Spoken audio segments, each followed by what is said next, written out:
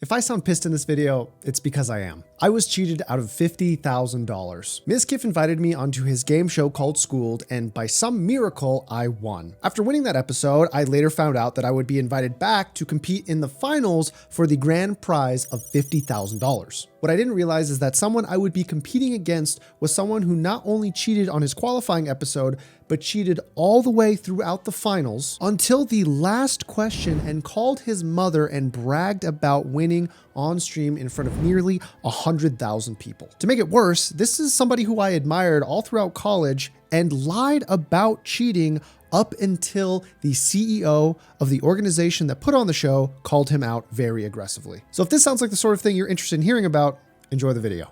For those of you that don't know, out of everybody that was on the show, it was Foosley, Connor Eats Pants, Boxbox, Wantep, Evisu, Sfand, me, and Emily, who I actually faced off against in the 7th episode of Schooled. We were doing what we do, answering questions, and I was actually doing pretty well. I was super, super, super lucky with, I think, the questions that got asked up until the end, because there were some science questions I just was completely unready for. But we get to a point where it's like nearing the end of the show, and I unfortunately go out in 3rd. And I was like, ah, man, it feels bad. I was like, but I studied, I tried my best, I did what I could.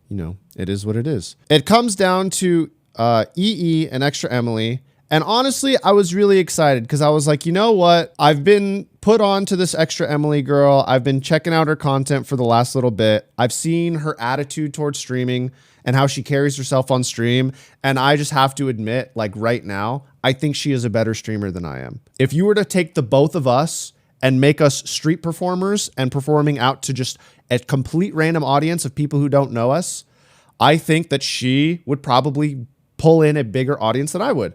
I've seen this EE guy before because I used to be really into Melee in college. It was my go-to content. I liked OTV and Melee. That was like the two things that I would watch whenever I had free time.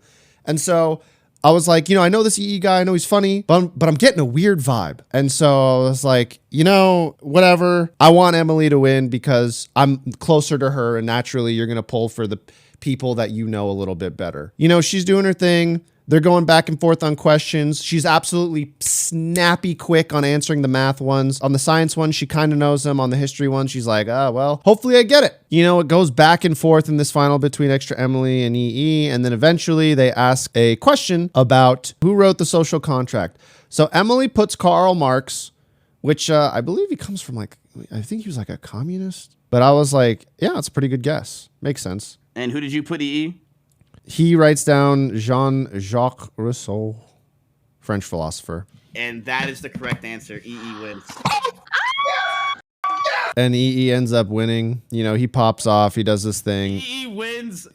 He's running around, popping off. He's flexing because, knowledge is a very masculine and testosterone-filled activity. Everybody knows that nerds all act in this way when they know a question to an answer. I mean, there's even a friend of his that has come out and said EE doesn't know a lot of these questions. You see that, and essentially what's happened at this point is EE cheated, and then there was a tweet put out, which I have not watched yet because I was actually so grossed out by the end of it that I was like, I don't want to watch this. And so apparently put out an apology tweet, and then OTK put out a tweet afterwards saying that Emily was the real winner. Apparently this is that tweet. Yo, I see all the comments and stuff like that after the OTK thing. And I'm gonna keep it a stack because I wasn't home, so I was kind of thinking about it. And I just got done talking to OTK guys. And real talk, I was a little salty. The fact, if you watch the show, the question about the river got redacted for everybody who got it wrong. I was not one of the people who got it wrong. When I think of rivers, I think of the Amazon River immediately. No! What? That's a Oh my. We're gonna give it back. That's my fault. I will not. No more hints. I'm not giving any hints. I'm not doing anything. And on top of that, I was a little miffed that I got the rotation around the sun wrong because I tried the big brain and misunderstood the question. So right, that's how they get around. Wait, are you saying 365? Are you saying that's? Yes. Are you saying that's once a year? Let's move on. Okay. We would be thumbing. Oh my. It's been 30 seconds. Where the fuck is the apology? Down the stretch there, yeah, you know what? I did succumb to a little bit of temptation. I guess my homie knew, like, realized I'm struggling right there, especially like Emily, she's got like at math. And I did get the answer sent to me. I looked over and I saw the prompt and I was like, well, shit, I think my math is wrong anyway. It ended up being wrong. So I just wrote down the right answer. I apologize. It was one of those things where you're just like kind of so close to the end, you've done a pretty good job. You just kind of like succumb. I succumb. I admit it. You know what I'm saying? I'm sorry about that. I wanted to obviously talk to the OTK people and stuff like that before I just started replying to a whole bunch of people, which, you just can't really do. It's Twitter, so everybody's going to have their opinion. But at the end of the day, I'd rather have like kind of like a clean conscience about this. It wasn't like just some random game show, right? We're playing for a lot of money, so, just got to keep hustling and get it some other way. But Emily, my bad. I appreciate you being mad cool, OTK. You the homies, you already know that. And everybody else, hey, man, like I said, I'm human. I made a mistake. I'm owning up to it. Hope y'all can accept my apology. Keep it pushing. Take care. Okay, so number one, your homie doesn't like just see you struggling and is like, you know what? Let me think about this. Let me go reach out to him and send him a message real quick when there's a minute to answer the question. Number one, that is prepared cheating. I don't care what is told to me. I don't care how much someone swears it to my face. He showed up ready to cheat. Like, this wasn't something that like I succumbed to temptation, spur of the moment, in the moment type thing. There is something that I would like to assume, right? As dumb as I am when it comes to a lot of other things, computers is something that I'm not dumb about. And so I did some experimenting. I went back and watched some of the VODs, and so I was like, okay, well, how do you search a question without being caught? Because like if I'm in the game show, I'm like, okay, well, how do I Google a question without like being very obvious about it, right? Because if both hands go down and they're out of the camera view, you can type, right? But how do you not notice that? Unless the camera's like really zoomed in up to here, which his kind of was. And so I thought about it, like if I was really trying to hide it, what would I do? And so I looked at it and I noticed something, right? So like, let's say for example, we have a program here. I use this for GTA RP. It's the screenshot program that we're encouraged to use. And if you look at here at ShareX, you can actually change your settings to capture certain parts of a window. And so I thought to myself, I was like, okay, there are hotkeys for this. What happens if I pin that to something on my mouse, right? And then what happens if a question pops up on screen and I screenshot it? Now I have a screenshot of the question, right? So here we go. Now I've got a screenshot of this question. I don't like Google Chrome, but everybody uses it. And I was like, okay, what happens if I'm using Google Chrome and I have this screenshot? Oh, what's this? Search image with Google Lens. Huh? What's this? Did it just highlight all of the words? Did I just select all text? Did I just search the question without having to type anything in the keyboard? My point is, there are so many ways that you can cheat. Now, here's the thing, right?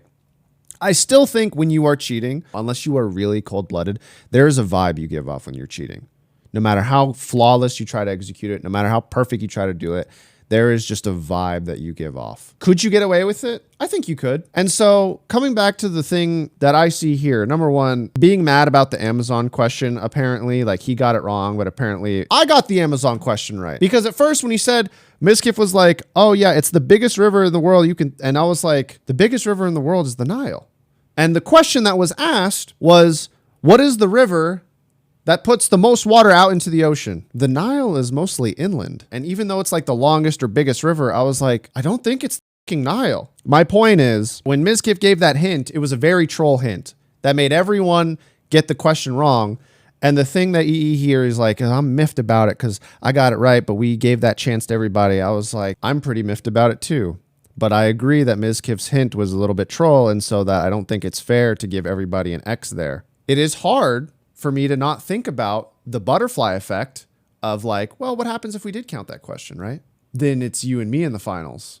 And then you get caught cheating, and then Extra Emily has 3 X's before it even gets to like a 6-question show off or showdown. And so this apology is just a lot of, because we go back and we see all this and we look at it and we just go, well, number one, you showed up ready to cheat, right? Like you were ready to go. This wasn't like I succumbed to temptation in the moment. This was I was prepared to cheat. I did it the whole way, and you still got clapped. And she was still taking you to 11th grade. Chris, Miz called this out in his VOD. The big brain misunderstood the question. So down the stretch there, yeah, you know what? I did succumb to a little bit of temptation. Lies.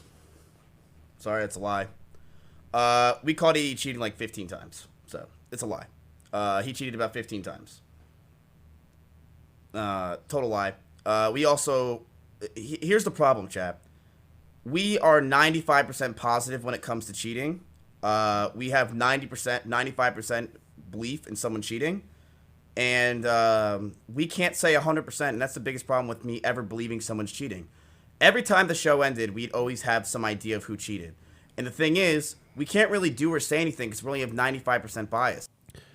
Yeah, I mean, if you go back and look at everything now with the knowledge that we have, it's like this guy is trying to brush off, and I'll give him credit, like every content creator who really doesn't want to get canceled, he's playing it like it's not that big a deal. And the narrative is that, oh, it's not a big deal. You know, I succumb to temptation. It happens. You know, what can you do in that situation? It's expected. It's going to happen. You know, it is what it is. Oh, yeah, I messed up. It's a bad thing. It's like, you are insane at talking. Because I'm sitting here and I'm listening to the way he speaks and how he's treating the situation.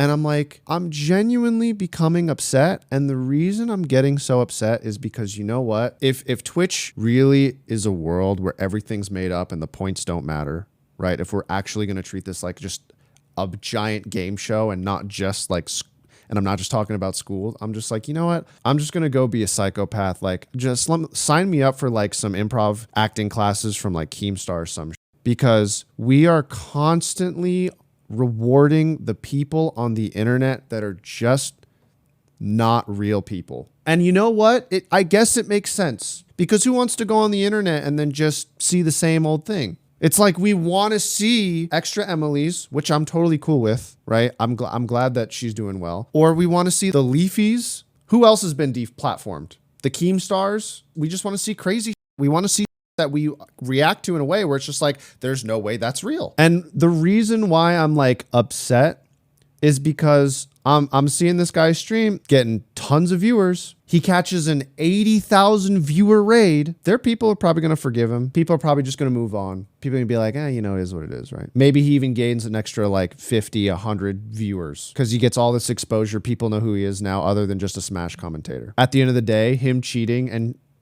essentially trying to steal $50,000 will be a net positive for him. But I think what would have been a really cool moment to have was to be there in that final with Emily and watch her win. And while I really appreciate the opportunity to be in Schooled or anything that OTK puts on, I'm upset that that didn't happen. Would it have stung to get second place? Yeah, of course it would have stung. But at least it would have been what should have happened. At least it would have been a cool moment and I could be there, because the thing is, I like Box. When I see a good streamer, I do want them to do well. Just lost at third. And now the story is, man, that EE guy, extra Emily, peepo clap. Spent a week of my time studying to try and be in that situation so that, you know, whatever moment came, I could be hopefully a part of it.